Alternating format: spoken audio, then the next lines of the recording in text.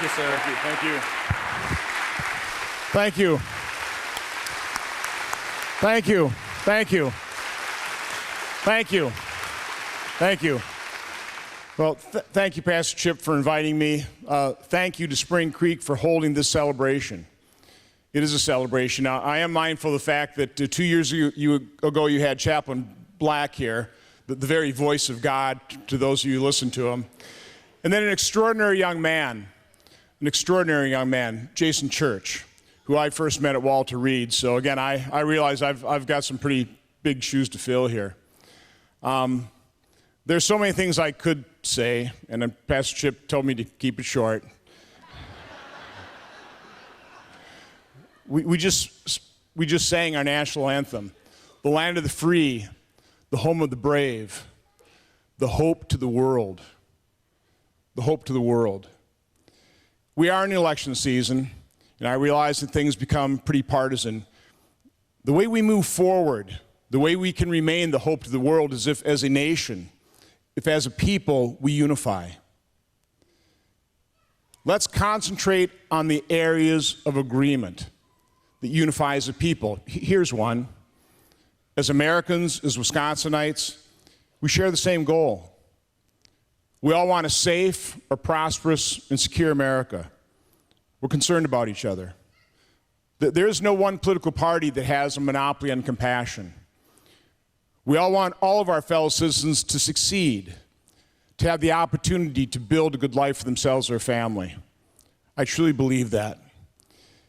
In order for us to meet the enormous challenges facing this nation, as a unified people, I truly believe it's going to begin with renewed faith, strengthened families, stronger communities, and work.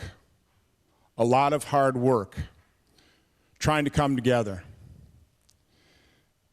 I happen to believe America has been a phenomenal force for good in the world.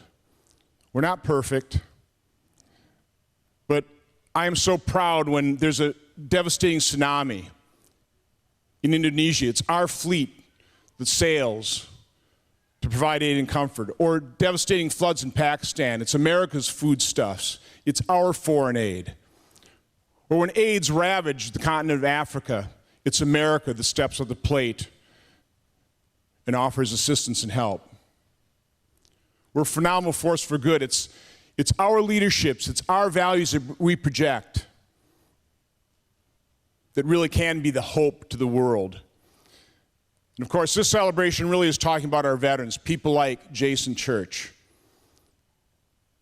It's those, the finest among us, that should give us all inspiration, because we should all be in awe of their sacrifice. And I know you'll be hearing about Chip, a veteran of Iwo Jima, a young man who served his nation as millions of others have. Let me just close out with just a quick little story. I often get asked to speak in front of Memorial Day crowds or other services or service members, and I'll tell you, it's the greatest honor I have, but it's also probably the most uncomfortable thing I do, because I never served in the military.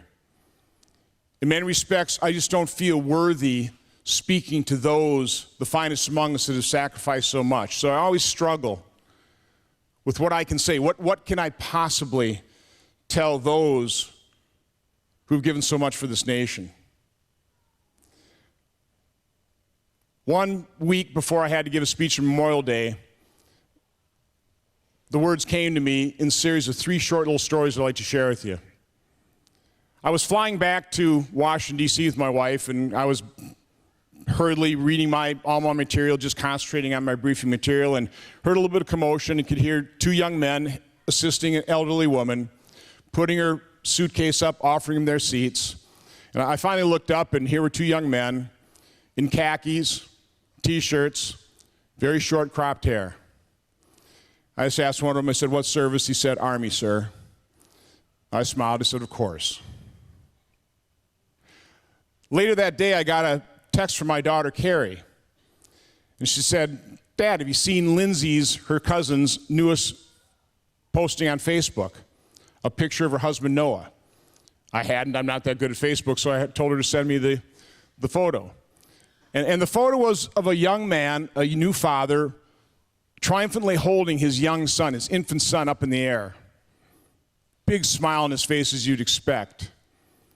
But if you looked a little bit closer at the photo, you saw tears streaming down his eye. Because he's dressed in khakis in uniform, it was his deployment ceremony.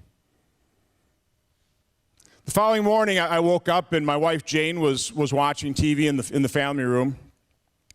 She had a very odd look on her face. And I said, Jane, what's wrong? And all she could do was point to the TV screen. And there on the TV screen, they were broadcasting on Fox and Friends. They set up a mini obstacle course for the finest among us, one of our wounded heroes being helped through that obstacle course by one of his unwounded buddies. She couldn't speak watching that.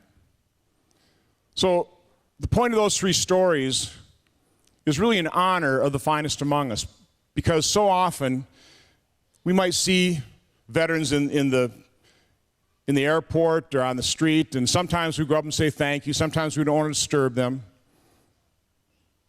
But we're always thinking about it. We're always expressing our gratitude, maybe internally. But the point of those stories is the magnitude of their sacrifice, of their service is so great that just a mere glimpse of it, a passing moment, will bring a smile of recognition, a tear to our eye, or render us entirely speechless. That's how great the sacrifice is. So, again, I want to thank Spring Creek Church here for honoring that sacrifice, for celebrating this great nation. Let's concentrate on those areas of agreement so that we can remain the land of the free, the home of the brave, and the hope to the world. God bless you all. God bless America. Thank you, Senator. Thank you so much. I appreciate it.